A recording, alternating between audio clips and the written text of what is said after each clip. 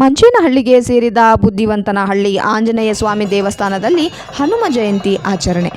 ಈ ದಿನ ಮಂಗಳವಾರ ಹನುಮ ಜಯಂತಿ ಪ್ರಯುಕ್ತವಾಗಿ ಪಂಚಾಮೃತ, ಅಭಿಷೇಕ, ವಿಶೇಷ ಹೂವಿನ ಅಲಂಕಾರ ಮತ್ತು ನೂರಾರು ಭಕ್ತಾದಿಗಳಿಗೆ ಪ್ರಸಾದ ವಿನಿಯೋಗ ಏರ್ಪಡಿಸಲಾಗಿತ್ತು.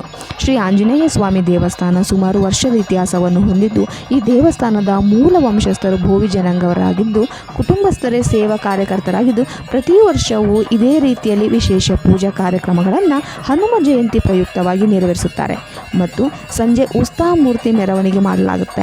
ಹನುಮ ಜಯಂತಿ ಪ್ರಯುಕ್ತವಾಗಿ ವಿಶೇಷ ಪೂಜೆ, ಹೋಮ, ದೇವರಿಗೆ ವಿಶೇಷ ಅಲಂಕಾರ, 12 ಗಂಟೆಗೆ ಮಹಾಮಂಗಳಾರತಿ ನೆರವೇರಿಸಿದ ನಂತರ ಎಲ್ಲ ಭಕ್ತಾದಿಗಳಿಗೆ ಪ್ರಸಾದ ವಿನಿಯೋಗ ಮಾಡಲಾಗುತ್ತದೆ.